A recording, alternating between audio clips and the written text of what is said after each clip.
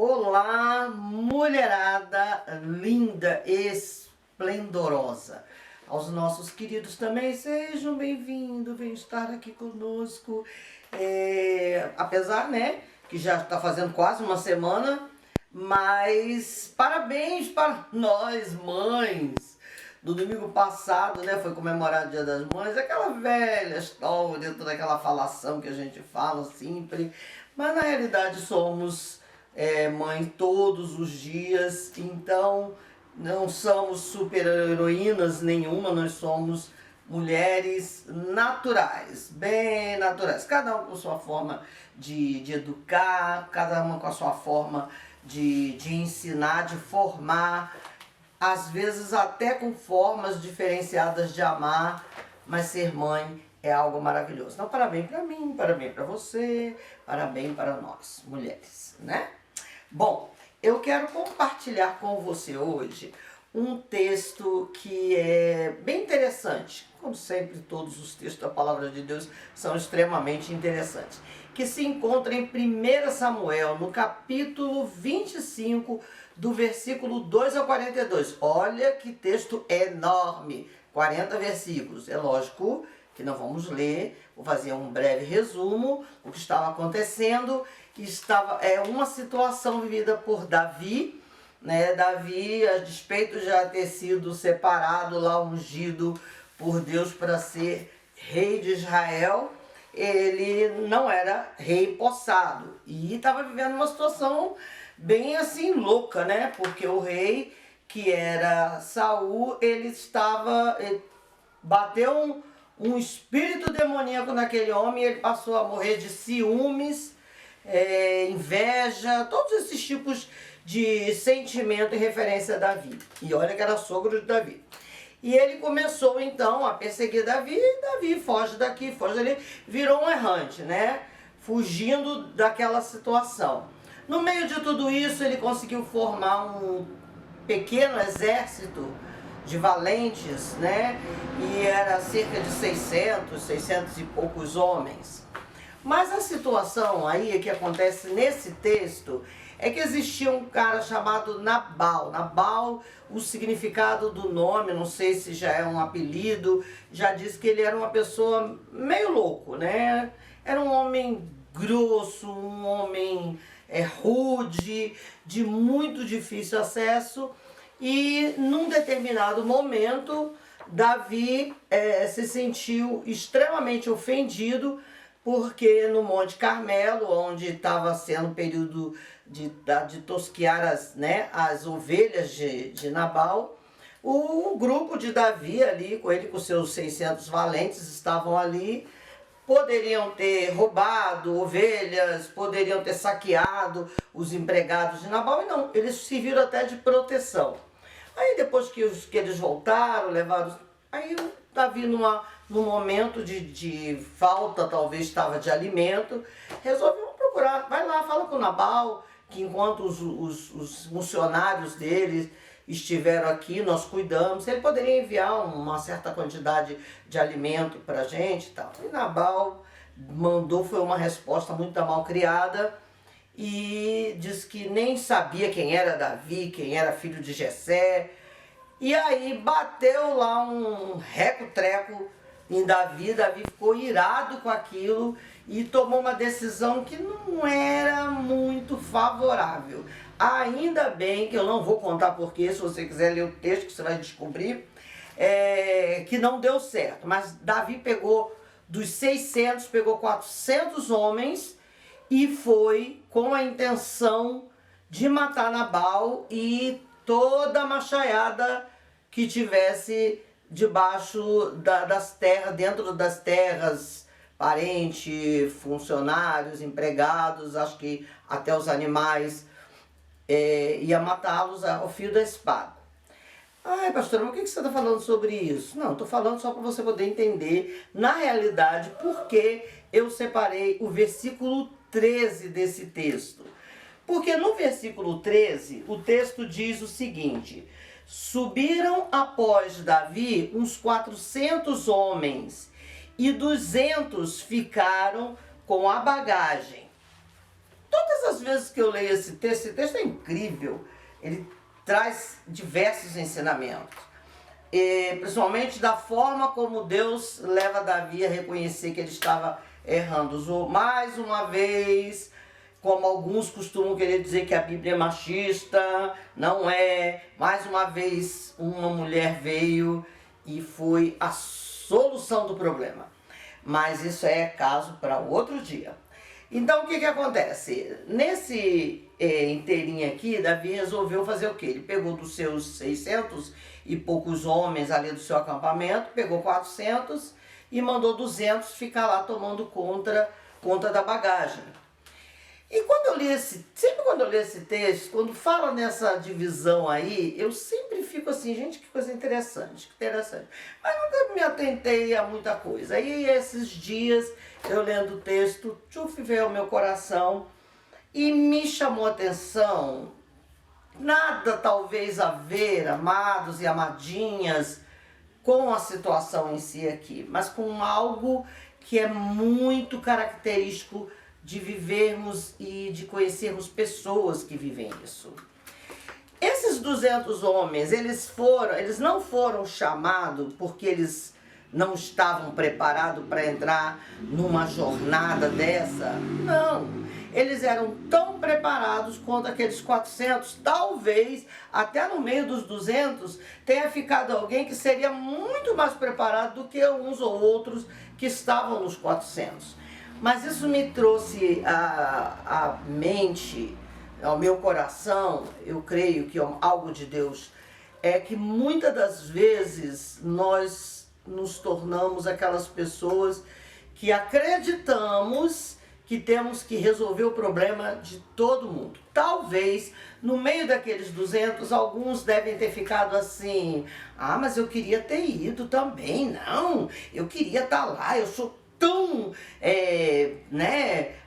com a minha espada, com a minha lança. Você já observou aquelas pessoas, não sei se é teu caso, que acredita, ou por temperamento que você possa ter, que eu não estou dizendo que é ruim, é negativo, precisa de ser controlado, equilibrado. Você se acha na posição de resolver o problema de todo mundo. Você tem que resolver o problema. Eu tenho que resolver. Meu pai, minha mãe está com determinado problema. Não sou eu que tenho que ir lá. Enquanto que muitas das vezes nós estamos falando de uma família onde existe 3, 4. A minha família, nós somos de 5 irmãos, né? De 3, 4 irmãos, e você é o único que tem que resolver todos os problemas da família.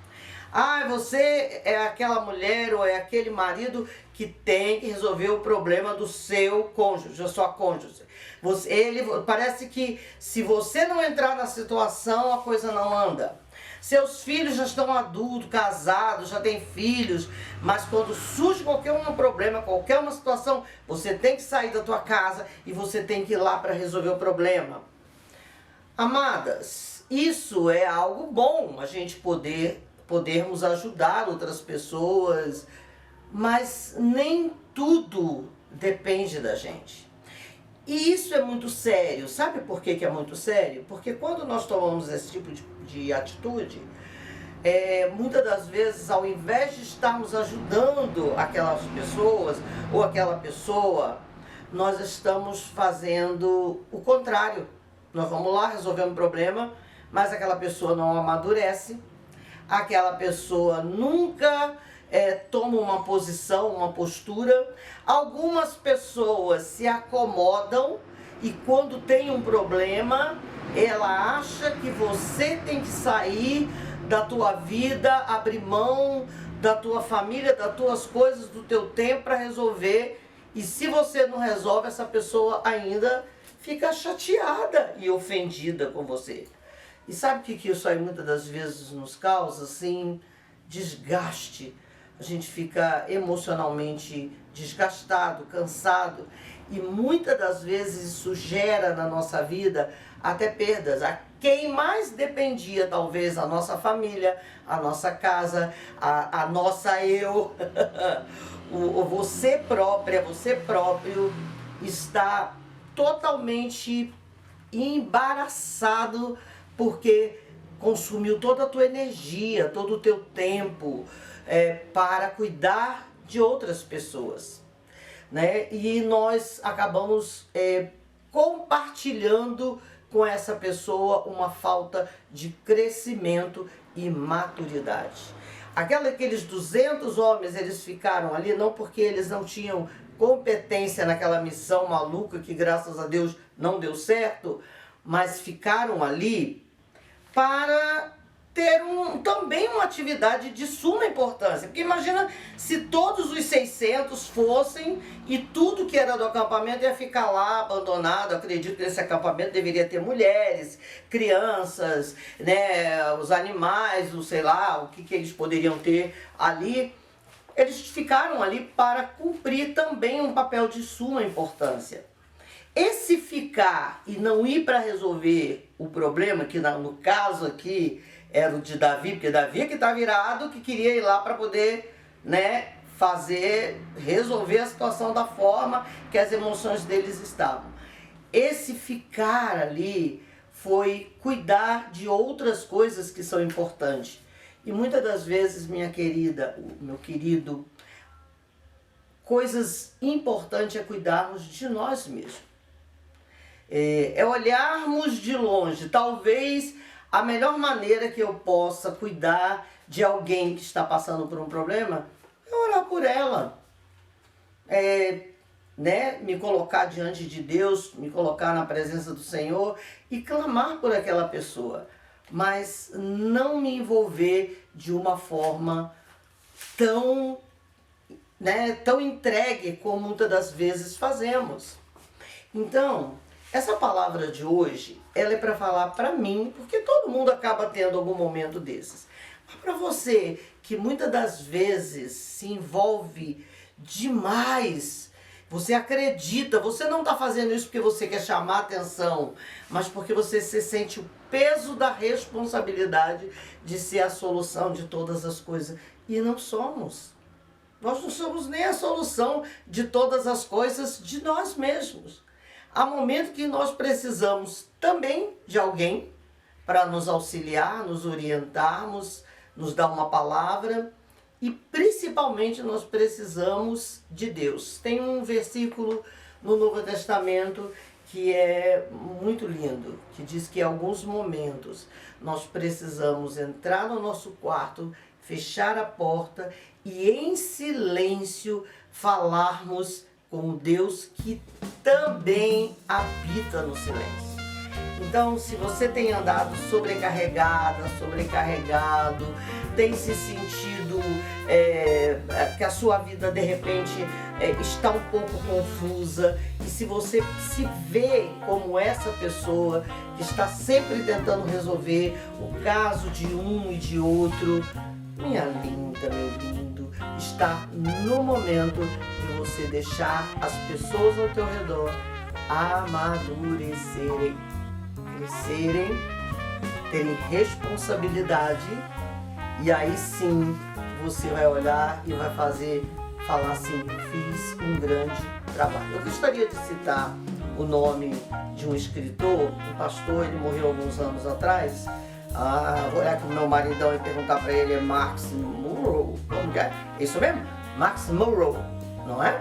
É isso? Bom, não sei, mas você deve saber, quem conhece deve saber.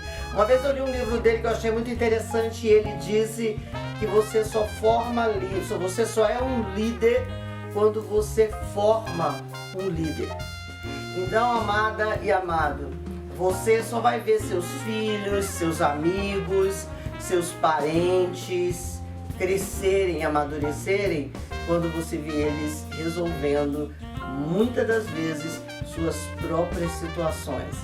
Então, tranquilize teu coração, confia no Senhor, confia no que você formou, no que você ensinou, e se preocupe um pouquinho com você, seja até um pouquinho egoísta e se ame e dê um tempo para você cuidar apenas das suas bagagens emocionais. Um beijo carinhoso, um final de semana lindo e um cheiro atrás da sobrancelha esquerda. Beijo no coração.